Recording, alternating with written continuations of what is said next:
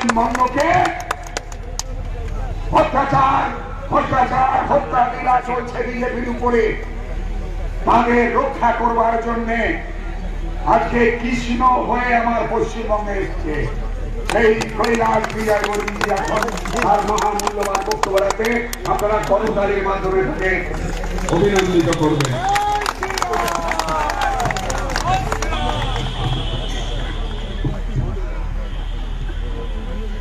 बोलिए भारत माता की। इतने धीरे बोलेंगे तो कैसे काम चलेगा। मैं भी अपना नकाब उतार देता हूँ। बोलिए भारत माता की। संविधान निर्माता बाबा साहब अम्बेडकर अमर रहे। संविधान निर्माता बाबा साहब अम्बेडकर अमर रहे। मंच पर उपस्थित भारतीय जनता पार्टी एससी मोर्चे के राष्ट्रीय अध्यक्ष, मध्य प्रदेश के पूर्व मंत्री, बहुत ही जुझारू नेता लाल सिंह आर्य जी, जरा तालियां बजाकर लाल सिंह जी का अभिनंदन करें। बंगाल के शेर और भारतीय जनता पार्टी की लंबे समय से सेवा कर रहे हैं आदरणीय राहुल सिन्हा जी, तालियां बजाकर उनका भी स्वागत करें। राष्ट्रीय मंत्री संजय जी, तालियां बजाकर उनका भी स्वागत करें। दुलाल वर्ग कहाँ है भैया? दुलाल वर्ग कभी एक जगह बैठता नहीं है, चुपचाप कहीं ना कहीं कुछ न कुछ करता ही रहता है। ऐसा जुझारू नेता एससी मोर्चे के प्रदेश के अध्यक्ष, जरा तालियां बजाकर दुलाल वर्ग के लिए भी स्वागत करें।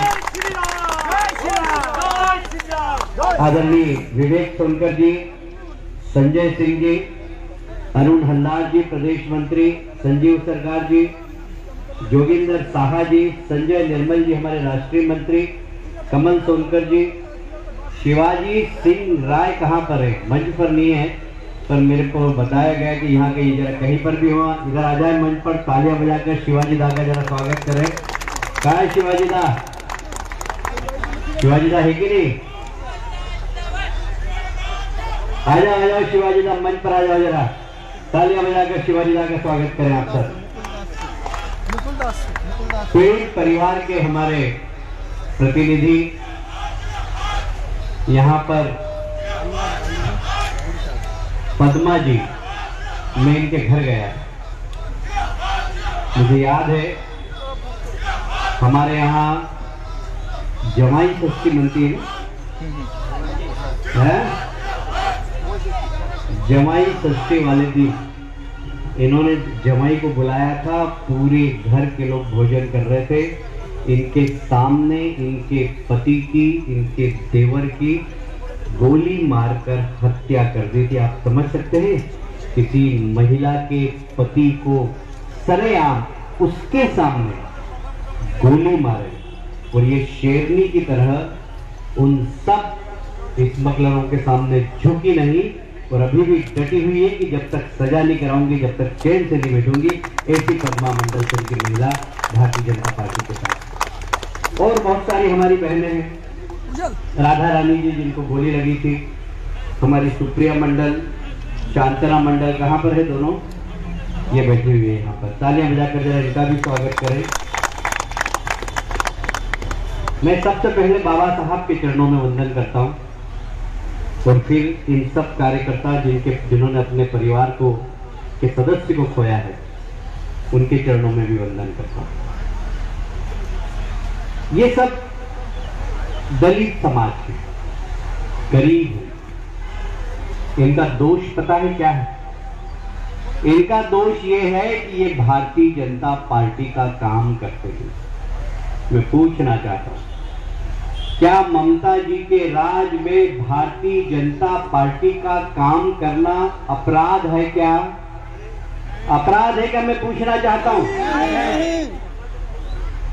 बाबा साहब अंबेडकर का संविधान सारे देश में चल रहा है, सारा देश बाबा साहब अंबेडकर के संविधान के आधार पर चलता है, पर पश्चिमी बंगाल में संविधान चलता है भाईपो का। किसका चलता है? यदि सड़क पे चलते हुए किसी से भी पूछ लो, कि इस प्रदेश में कोयला चोर कौन है, तो लोग क्या बोलते हैं? मैं नहीं बोल रहा हूं। यदि इस पश्चिमी बंगाल में आप पूछिए गोरू चोर कौन है, मैं नहीं बोल रहा हूं।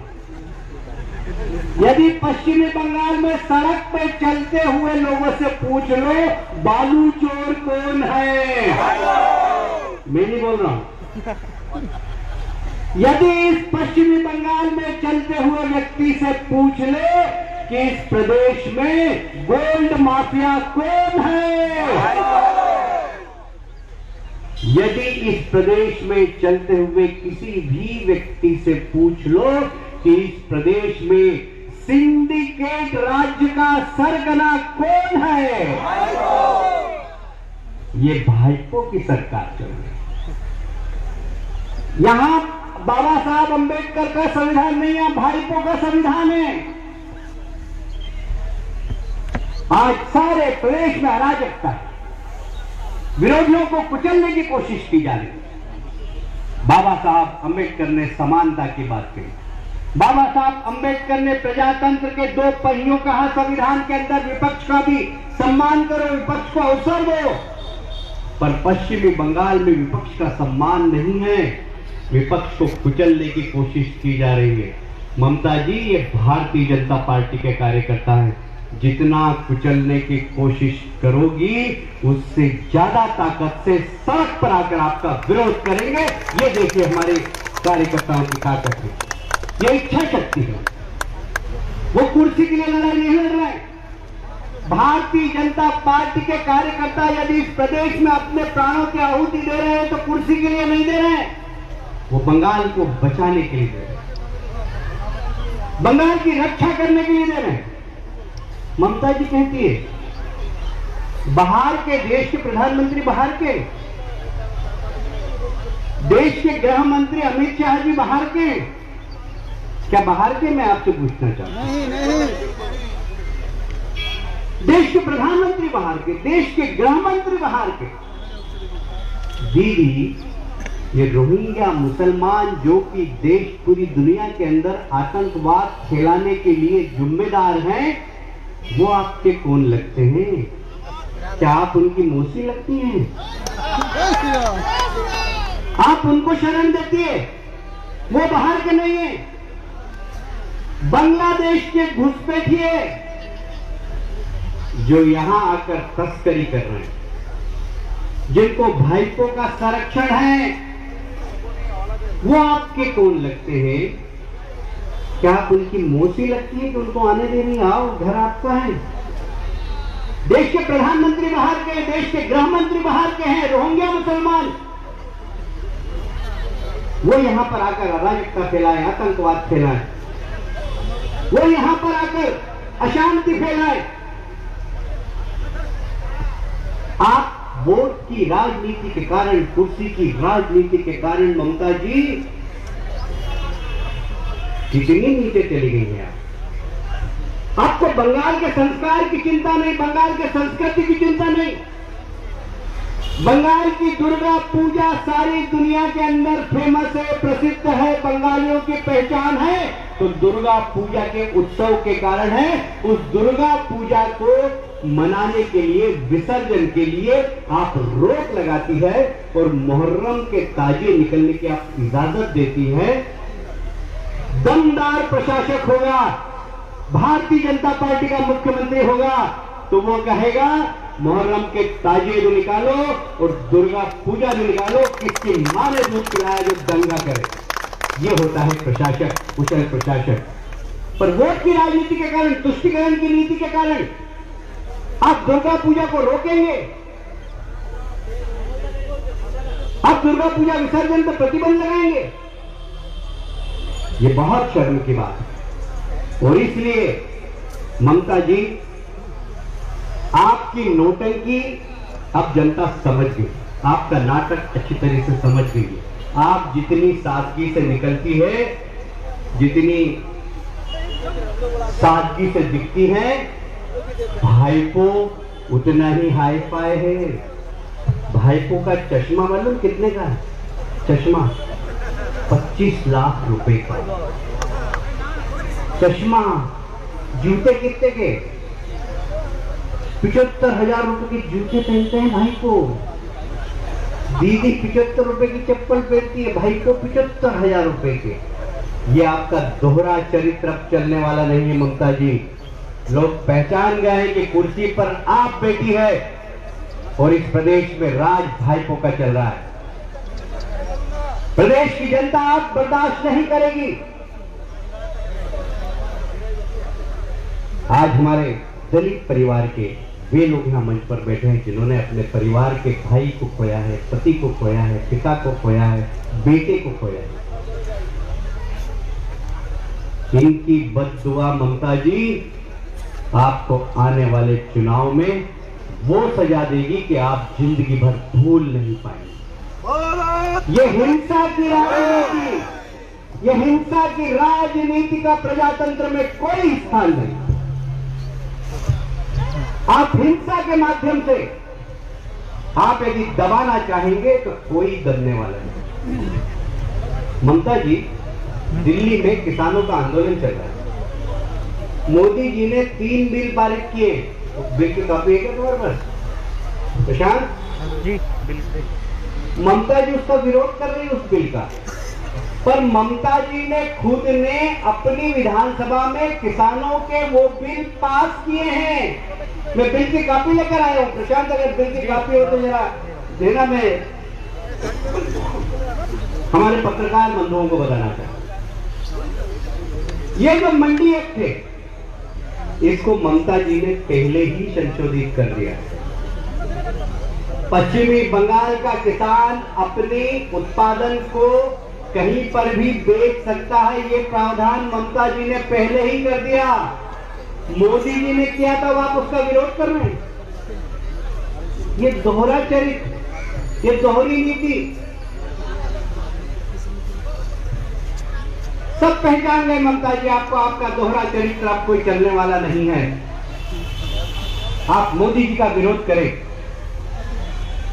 आप अपने प्रदेश के उन शरणार्थियों का विरोध करना चाहती हैं जो पाकिस्तान से, जो बांग्लादेश से धार्मिक प्रताड़ना के कारण यहां पर आई, यहां शरणार्थी की जिंदगी जी रहे हैं। 30 साल से, 40 साल से, 50 साल के देश के यशस्वी प्रधानमंत्री ने आश्वस्त किया लोकसभा के चुनाव में कि हम सीएए बिल लाकर आपको नागरिकता प्रदान करेंगे। मुझे कहते हुए गर्व है कि प्रधानमंत्री और अमित शाह जी ने वह बिल पार्लियामेंट में पास कर दिया और अब नागरिकता देने का काम अति शीघ्र प्रारंभ होने वाला है। आप नागरिकता नहीं देना चाहती हैं उनको, बड़ी बड़ी बातें करती हैं। बांग्लादेश के घुसपैठियों का आप कूपन बना देंगी। बांग्लादेश के घुसपैठियों को मोदी जी जो फ्री में चावल भेज रहे हैं वो आप दे देंगी, पर वे लोग जो वहां पर धार्मिक प्रताड़ना के कारण अपने धर्म की रक्षा के लिए, अपने परिवार की रक्षा के लिए यदि बांग्लादेश से यहां पर शरणार्थी की जिंदगी जी रहे हैं तो उनको आप नागरिकता नहीं देने देंगे। भारतीय जनता पार्टी ने संकल्प लिया है, सीएए बिल के अनुसार हम वे सब शरणार्थियों को नागरिकता देने का काम जनवरी या फरवरी से प्रारंभ करेंगे। किसी को चिंता करने की जरूरत नहीं है, घबराने की जरूरत नहीं।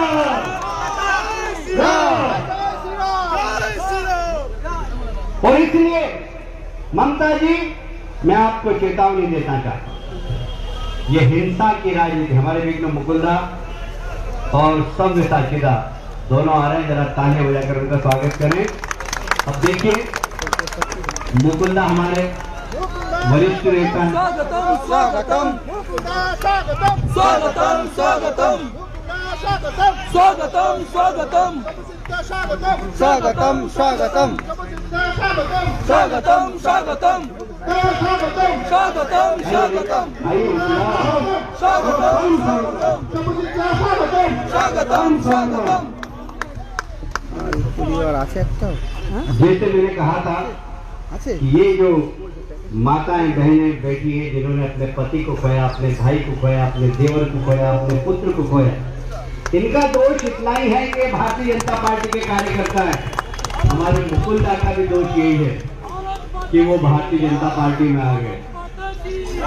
वो भारतीय जनता पार्टी में आए तो ममता जी ने उनको भी हत्या के प्रकरण में फंसा दिया। मुकुंदा जैसे नेता को भी नहीं छोड़ रही थी।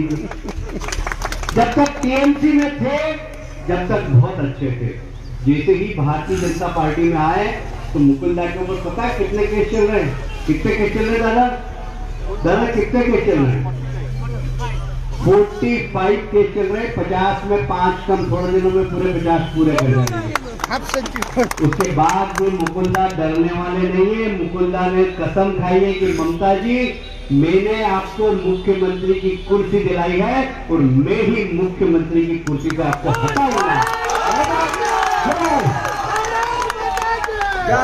ये संकल्प लेकर मुकुंदा आज भारतीय जनता पार्टी में हम सब का मार्गदर्शन कर रहे हैं। तो मैं मुकुंदा और आपके बीच में ज्यादा समय लेना नहीं चाहता। ना मैं चाहता हूं मुकुंदा को भी आप सुने, क्योंकि आप बहुत दूर दूर से आए हैं। जरा तालियां बजाकर मुकुंदा का स्वागत करें। और मुकुंदा के हाथ में माइक सौंप रहा हूं कि अपनी बात करें। बोले भारत माता की, भारत माता की, बाबा साहब अम्बेडकर अमर रहे। धन्यवाद। आइए मुकुंदा।